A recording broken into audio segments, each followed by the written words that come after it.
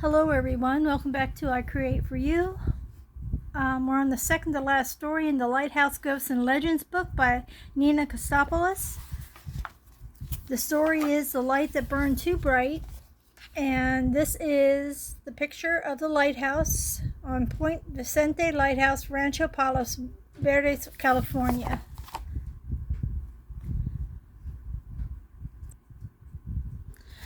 The glittering Point Vicente Lighthouse sits at the southwestern tip of the Palos Verdes Peninsula, atop a steep rocky cliff that towers over the Pacific Ocean.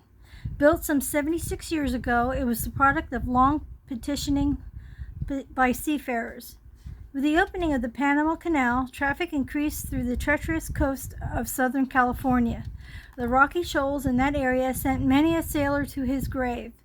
Knowing there was no way around the disastrous stretch of coastline, mariners risked their lives until appropriate measures were taken to protect them. On March 1, 1926, the U.S. Lighthouse Service acknowledged the danger of the waters and lit a 2 million candle power white light.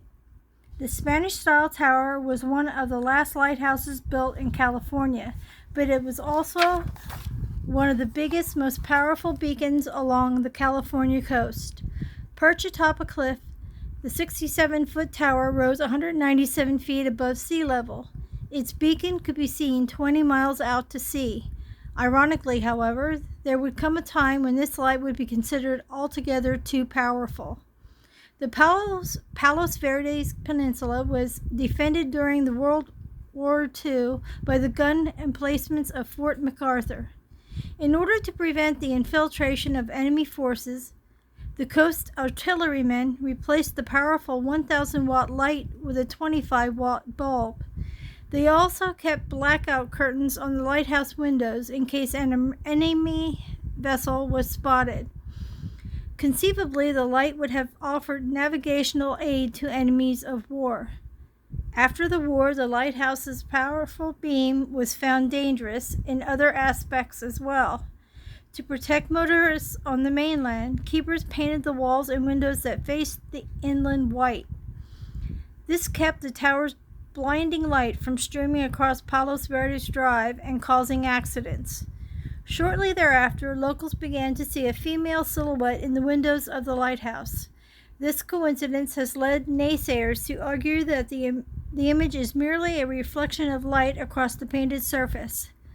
Coincidence or no, ghost stories have thrived in the Rancho Palos Verdes community ever since. According to local lore, the soft pale blue light of a female ghost haunts the Point Vincent Lighthouse. She has been described by those who have seen her as a tall, peaceful-looking woman in a long, white, flowing gown. She is affectionately referred to as the Lady of the Light.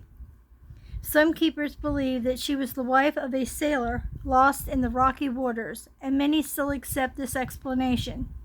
Even today, locals believe that she stands watch, waiting for the return of her husband's long-lost ship. Others have conjured up equally imaginative stories to explain her appearance, that she is the restless spirit of a woman who fell from the edge of a cliff one foggy night, or the spirit of a heartbroken lover who hurled herself into the restless waters. Still more practical explanations attribute her existence to a shadowy cast by the tower's prism lens. Whatever her origin, one thing is certain: the Lady of Light continues to feed the imaginations of those who live along this coast, where the light burns too bright. Located in Rancho Palos Verdes on Palos Verdes Drive, the Point Vincent Lighthouse is about a quarter of a mile south of the southern end of Hawthorne Boulevard. Point Vicente is on 8 acres at 31501 Palos Verdes Drive West in California. Visitors are permitted to tour the tower and outbuildings on the second Saturday of every month. Group tours are available by appointment only. And of course, there's contact information there. Okay, so through this one, I guess I'm also going to do a lady peering out a window. So this is going to be a different type one than I did yesterday's story. These like stories are getting a little bit smaller and similar. So we will draw one of the windows. Get you down there.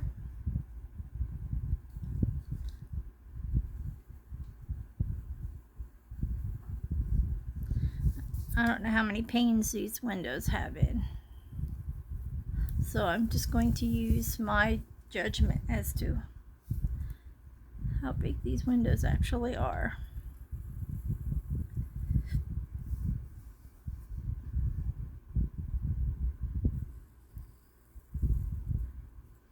Okay.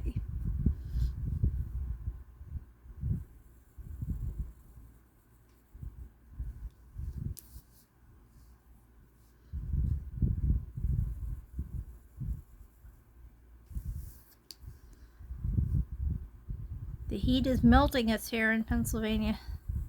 Whew. But it's a good day to hang laundry out. It gets dry real quick. Alrighty. So I'm just going to make this one a multiple pane window. Just because I can.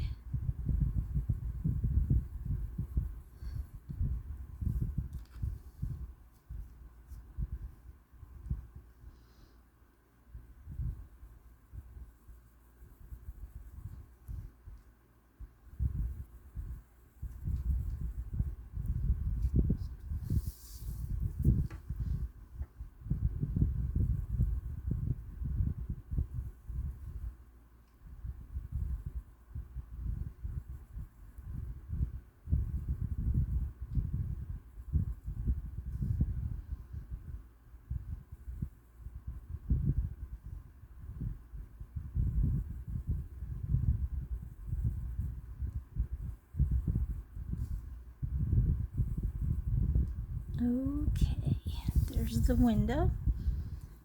Now, gonna make her looking out of it.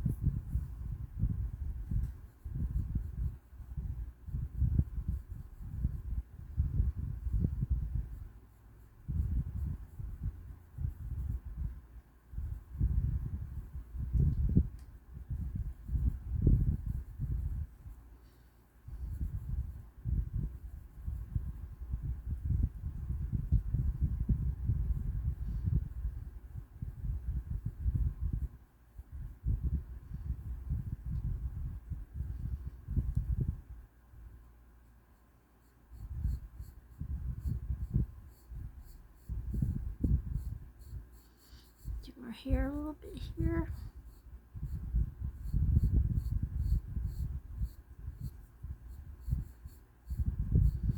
Let's see here. I'm gonna do her mouth.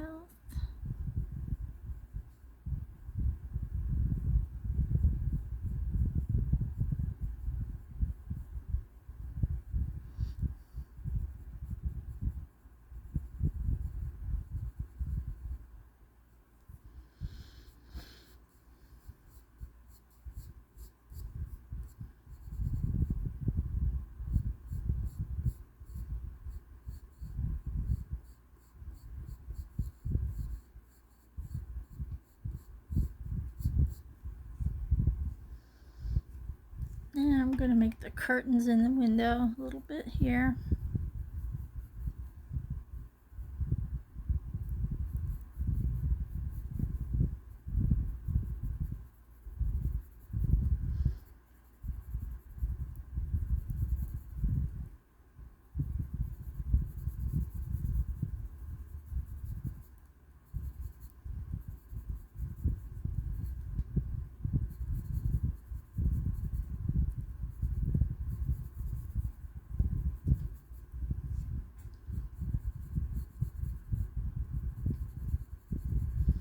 Since they did say at one point, when the war was, that there were blackout curtains in the window. So we're just gonna pretend that they kept that idea, basically. Even with the 25 the 25 watt bulb, I don't know that had much, they had much of a beacon to repel, because that's not a very strong wattage.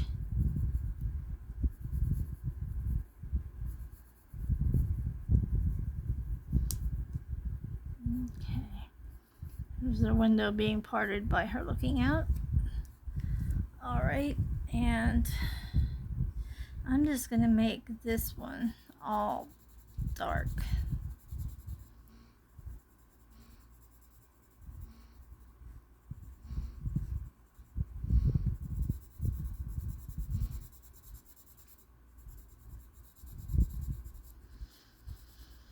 And then I'm going to be a little creepy here.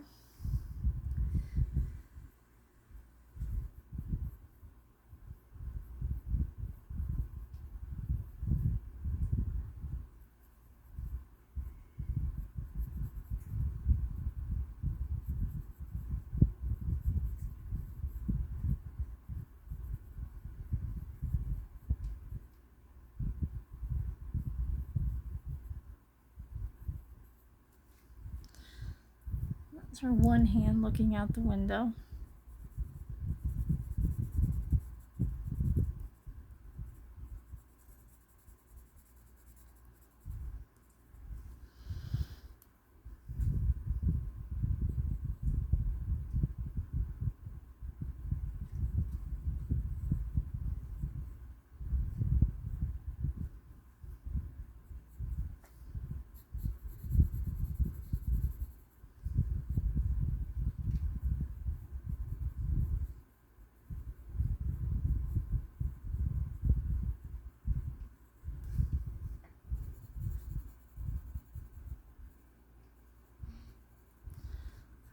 Do a little more work on this one here.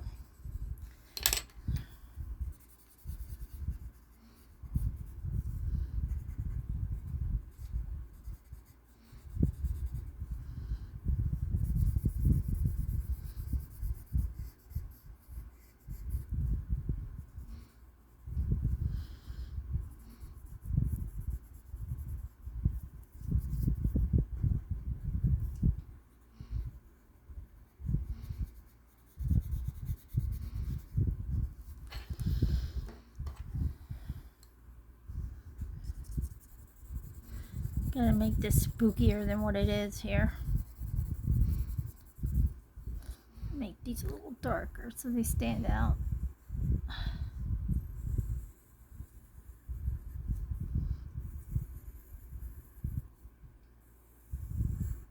Oops. Where was I going there?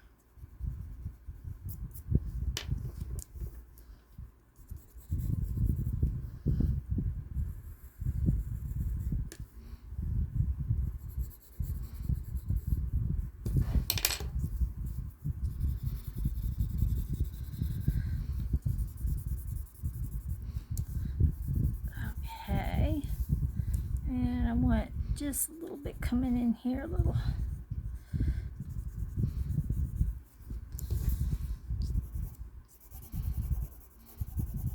Keep doing that to myself there. And more of that spookiness coming in here. I'm gonna kind of make this like darkish here. You can still see the curtain through it, but I don't want it as bold. Okay, the other side. Makes it more mysterious when it's kind of like that. Muted, when it's muted a little bit.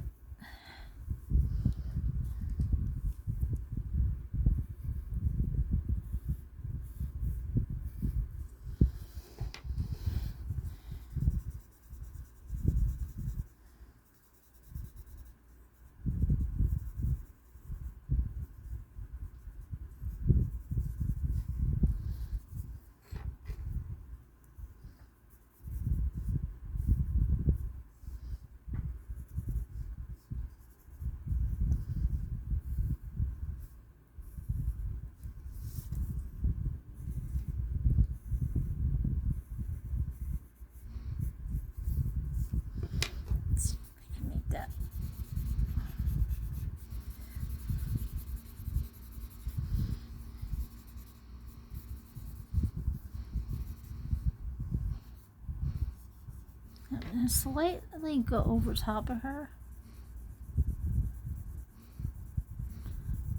Get rid of some of that whiteness. Don't want it to take too much of it away, but I wanted to make her more ghostly in there. And there you have her looking out for whoever it is that she lost, maybe. So they say. Looking out the lighthouse window. And we'll make you out a little bit there. There you go. There she is. She's looking out the lighthouse window. Alrighty. I think we only have one more story to go. Thank everybody for stopping by. Please hit that thumbs up, comment, and subscribe if you haven't. After this book's done, I'm going to try to go into maybe this one. I haven't really read this one at all, so we'll see what this has to, what kind of things are in here. It's called Haunted Presidents: Ghosts in the Lives of the Chief Executives by Charles A. Stansfield Jr. So we'll be able to go through here. See, this one doesn't have illustrations either. So I am either going to try to asking a lot of myself, depending on how long the stories are, do some of the presidents, possibly, if not the ghosts. So we will see. I'll do a little preview of that one, I guess, before I actually go into it like I did this book. But I'm just hoping I get to see everybody in the last one in this series of the Lighthouse ones. If you know of any other Lighthouse stories or something that you know of, put it down in the comments and I'll look it up and then tell the story in a sketch like I normally do. Hope you guys aren't battling the heat like we are. We had a really nasty storm last night too. It was like a torrential downpour. It looked like a waterfall coming off the front of our front porch. It was really, really bad. But we got a lot of containers filled, so now the heat hit us again today, and we're using that rainwater to water all our garden and our flowers. And I got a sunflower that finally bloomed today, so that was exciting. I thought they would die because of the heat, but it's a pretty little sunflower. Anywho, getting back to this, I hope to see more of you and the same people back here next time. Bye bye for now. Thank you.